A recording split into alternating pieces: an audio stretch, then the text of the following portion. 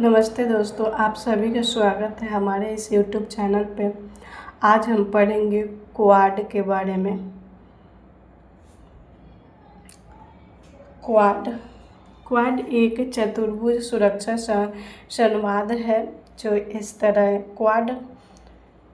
Quad का विचार एक दिन में नहीं आया, बल्कि यह दो मुख्य चरणों में विकसित हुई, जो इस प्रकार है। क्वाड 1.0 2007 में 2004 के हिंद महासागर सुनामी के बाद भारत, अमेरिका, जापान और ऑस्ट्रेलिया ने राहत कार्य के लिए सुनामी कोर ग्रुप बनाया।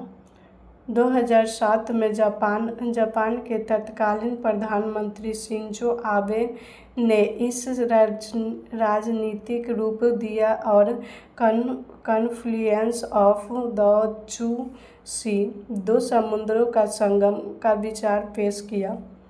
चीन के कड़े विरोध और आर्थिक दबाव के कारण ऑस्ट्रेलिया तत्कालीन प्रधानमंत्री केविन रुड के तहत पीछे हट गया, जिससे क्वाड 1.0 ठप हो गया। क्वाड 2.0 2017 से अब तक। दक्षिण चीन सागर में चीन के बढ़ते सैन्यीकरण और आक्रामक रुख को देखते हुए 2007 के आसियान शिखर सम्मेलन के दौरान इसे फिर से जीवित किया गया। 2021 में अमेरिका के राष्ट्रपति जो बाइडेन ने क्वाड के अधिकारियों के स्तर पर उठाकर राष्ट्राध्यक्षों के स्तर तक पहुंचा दिया। क्वाड का मुख्य उद्देश्य मुक्त और खुला हिंद प्रशांत क्षेत्र में नेविगेशन की स्वतंत्रता, ओवरफ्लाइट की आज़ादी और अंतर्राष्ट्रीय नियमों का पालन सुनिश्चित करना।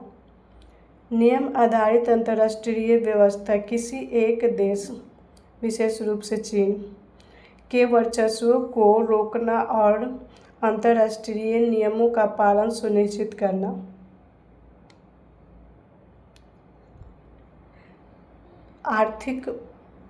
आर्थिक और तकनीकी सहयोग, महत्वपूर्ण और उभरती तकनीकों की सुनिश्चित सप्लाई चेन बनाना। गैर सैन्य चुनौतियाँ, जलवायु परिवर्तन, स्वास्थ्य सुरक्षा, बुनियादी ढांचा विकास और आपदा प्रबंधन में सहयोग।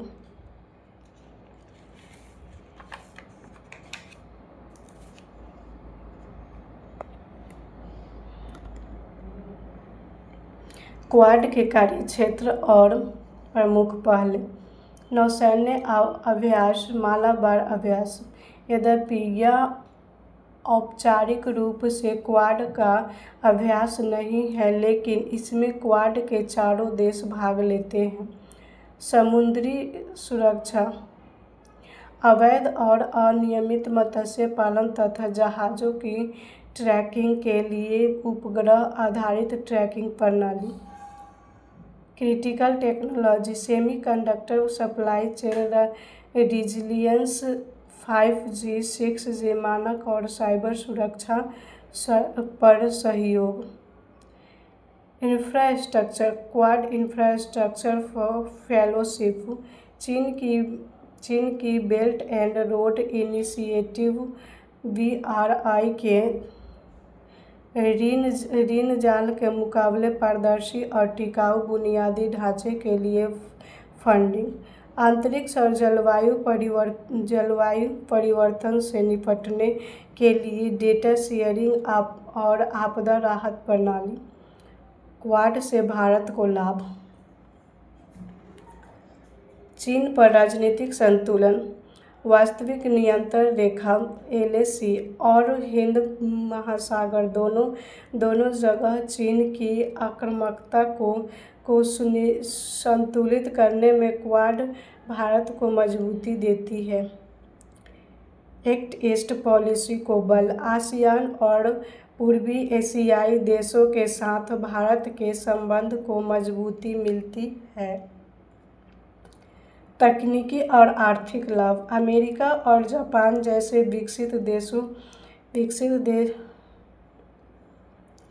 देशों से क्रिटिकल टेक्नोलॉजी और बुनियादी ढांचा निवेश प्राप्त करना। हिंद महासागर में नेट सिक्योरिटी प्रोवाइडर भारत खुद को हिंद महासागर में मुख्य सुरक्षा प्रदाता के रूप में स्थापित कर पा रहा है। भारत का विशिष्ट रुख। भारत क्वाड को एशिया नाटो नहीं मानता। यह भारत का स्पष्ट रुख है कि यह कोई सैन्य गठबंधन नहीं है, बल्कि एक सकारात्मक एजेंडे पर काम करने वाला समूह है।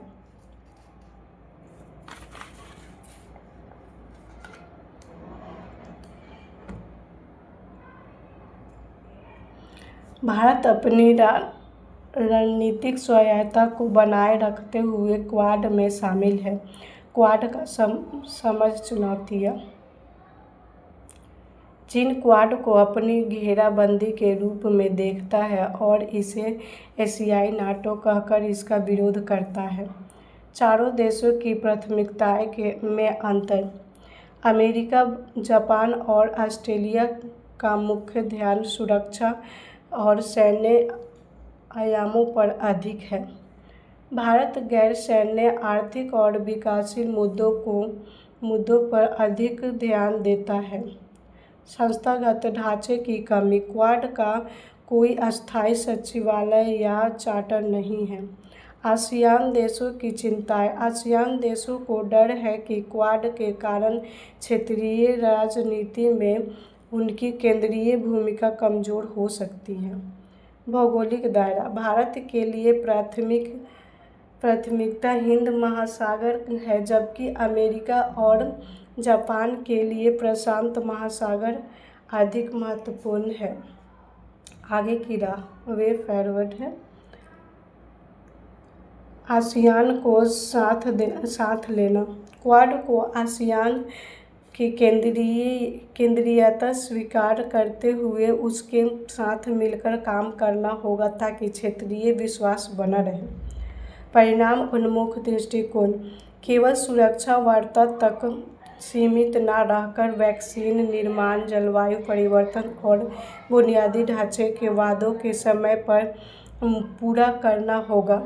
आर्थिक विकल्पों को मजबूत करना। चीन की आर्थिक निर्भरता को कम करने के लिए चारों देशों को व्यापारिक समझौते और सप्लाई चेन में विविधता लानी होगी।